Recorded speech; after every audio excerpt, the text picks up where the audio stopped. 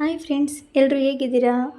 ರವೆ ಉಂಡೆ ನೋಡಿದ ತಕ್ಷಣ ಯಾರ ಬಾಯಲ್ಲಿ ನೀರು ಬರಲ್ಲ ಹೇಳಿ.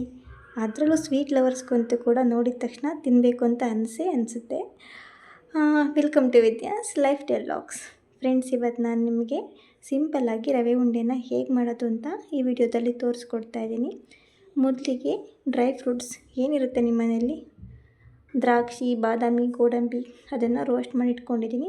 ಆಮೇಲೆ ಇಲ್ಲಿ ಒಂದು ಅರ್ಧ kg ಸೂಜಿ ರವೆ ತೊಗೊಂಡಿದ್ದೀನಿ ನಾನು.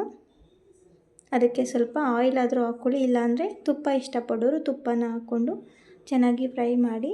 ಆದಷ್ಟು ಮೀಡಿಯಮ್ ಫ್ಲೇಮಲ್ಲಿ ಫ್ರೈ ಮಾಡಬೇಕು, ಇಲ್ಲಾಂದರೆ ತಳ ಹಿಡಿಯೋ ಚಾನ್ಸಸ್ ಜಾಸ್ತಿ ಇರುತ್ತೆ. ಕೈ ಬಿಡದೆ ಆವಾಗವಾಗ ಫ್ರೈ ಮಾಡ್ತಾನೆ ಇರಬೇಕು.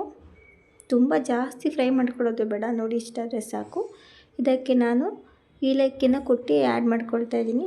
ಒಂದು 2-3 ಏಲಕ್ಕಿನ ಕುಟ್ಟಿ ಆ್ಯಡ್ ಮಾಡಿಕೊಂಡ್ರೆ ಸಾಕಾಗುತ್ತೆ. ಇದಕ್ಕೆ ಕೊಬ್ಬರಿ ತುರಿ ಅಥವಾ ಕಾಯಿ ತುರಿ ಏನಾದರೂ ಆ್ಯಡ್ ಮಾಡ್ಕೊಳ್ಬೋದು.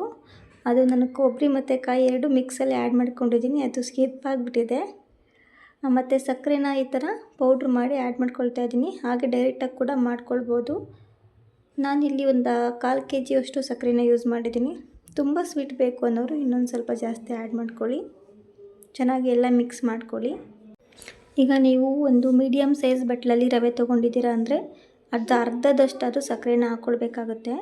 2 ಬಟ್ಲು ಯೂಸ್ ಮಾಡಿದರೆ 1 ಬಟ್ಲು ಸಕ್ಕರೆ ಇಲ್ಲ 1.5 ಕಪ್ಪಷ್ಟು ಹಾಕ್ಕೊಳ್ಳಿ ಅದಕ್ಕೆ.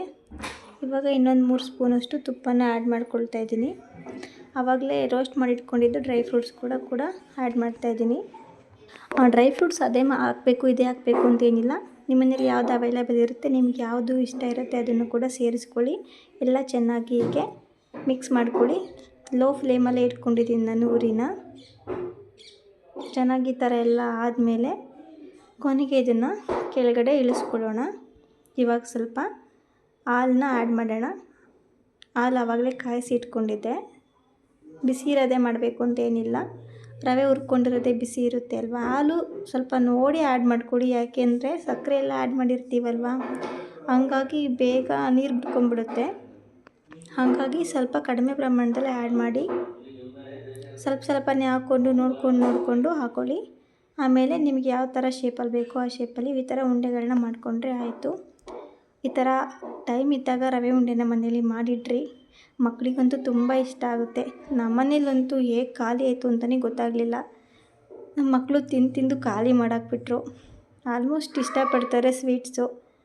ಕೆಲವೊಂದು ಸ್ವೀಟ್ ಇಷ್ಟ ಆಗಲ್ಲ, ಕೆಲವೊಂದು ಇಷ್ಟಪಡ್ತಾರೆ. ರವೆ ಉಂಡೆ ಮಾತ್ರ ತುಂಬ ಇಷ್ಟಪಡ್ತಾರೆ. ರವೆ ಉಂಡೆ, ಜಾಮೂನು ಈ ಥರದ್ದೆಲ್ಲ. ಸೊ ತುಂಬ ಸಿಂಪಲ್ ರೆಸಿಪಿ ಅಲ್ವಾ.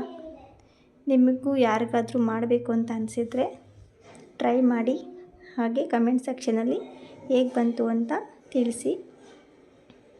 ನೋಡಿ, ರವೆ ಉಂಡೆ ರೆಡಿ ಆಯಿತು. ಆಲ್ಮೋಸ್ಟ್ ಎಲ್ರಿಗೂ ಗೊತ್ತಿರುತ್ತೆ ರವೆ ಉಂಡೆ ಹೇಗೆ ಮಾಡೋದು ಅಂತ. ಸ್ಟಾರ್ಟಿಂಗು ಯಾರಾದರೂ ಗೊತ್ತಿಲ್ಲ ಕಲಿಬೇಕು ಅನ್ನೋರಿಗೆ ವಿಡಿಯೋ ತುಂಬ ಹೆಲ್ಪ್ ಆಗುತ್ತೆ. ಯಾಕೆಂದರೆ ಯಾರು ಕೂಡ ಹುಟ್ಟಾನೆ ಎಲ್ಲ ಕಲ್ತ್ಕೊಂಡು ಬಂದಿರೋದಿಲ್ಲ ಅಲ್ವಾ.